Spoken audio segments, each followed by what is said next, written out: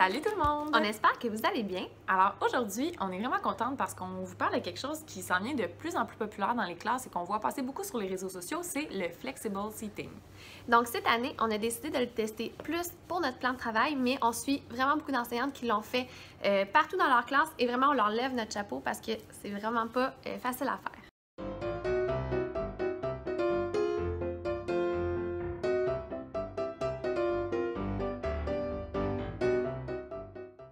Donc aujourd'hui, on va vous présenter les coups de cœur qu'on utilise pour justement quand nos élèves font du plan de travail et qu'on leur permet de s'asseoir où ils veulent. Donc en espérant que ça va vous aider à faire des petits achats après ça. Donc la première chose dont on veut vous parler, c'est les ballons. Donc comme vous pouvez voir, on a trois différents modèles, un plus petit, un plus gros et un avec des épines.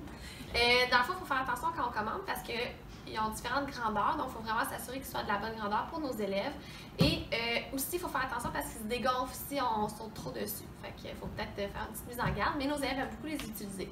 Donc, nous, on aime les laisser autour de nos bureaux pour que nos élèves puissent s'asseoir avec nous à notre bureau.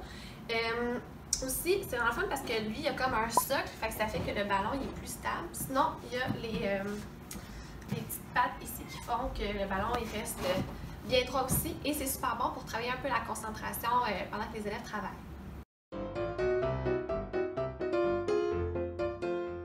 Donc, la prochaine option dont on vous parle, c'est cette table sur laquelle je suis assise. Dans le fond, je l'ai construite cet été avec l'aide de mon copain.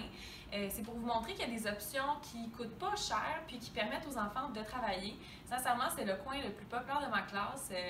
Souvent, les élèves vont jouer aux échecs dessus. On l'a déjà présenté dans une autre vidéo. Mais c'était simplement pour vous dire que vous avez besoin d'une palette de bois pour la faire. Qu'on a sablé, on a ajouté des planches, on a installé des roues, puis dans le fond, après ça, c'est facile à déplacer dans la classe, puis faire un petit coin pour que les enfants puissent travailler, dans le fond, à une différente hauteur. C'est sûr qu'on ne peut pas insérer nos jambes en dessous, parce que c'est un petit peu intense, donc on va la remettre comme ça, puis on va juste comme travailler au-dessus. Est-ce que tu fais du skateboard des fois un peu avec? Un petit peu. C'est une option aussi comme que les élèves peuvent utiliser. Longboard.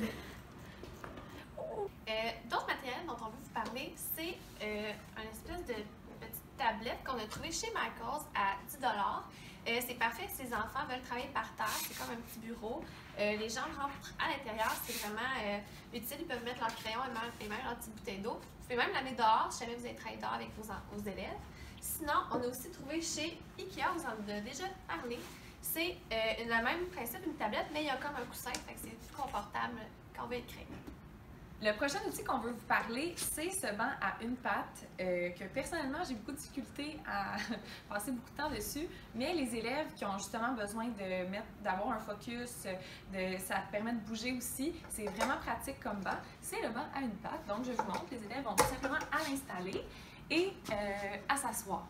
C'est sûr que les yogis professionnels pourraient s'asseoir en indien dessus et méditer, mais moi, je vais me contenter d'avoir mes deux pieds par terre et de vous parler.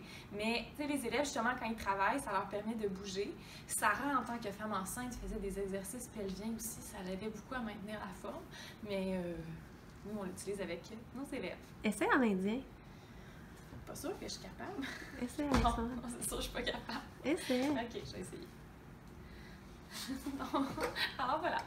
Une autre chaise pour, dans le fond, travailler l'équilibre, c'est ce banc-là aussi qu'on a pris chez FDMT aussi, comme le banc qu'on vous a montré tantôt à une patte.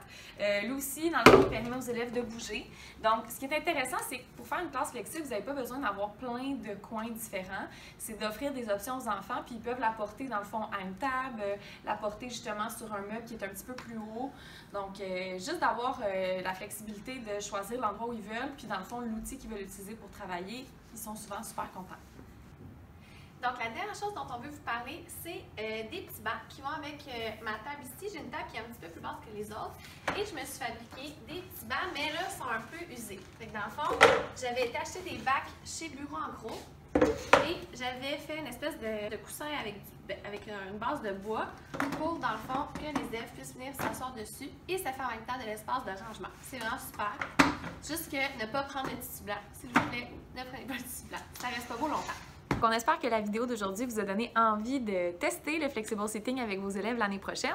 Et si vous avez d'autres mobiliers coup de cœur, écrivez-les en commentaire juste en dessous. On se revoit la semaine prochaine. Bye!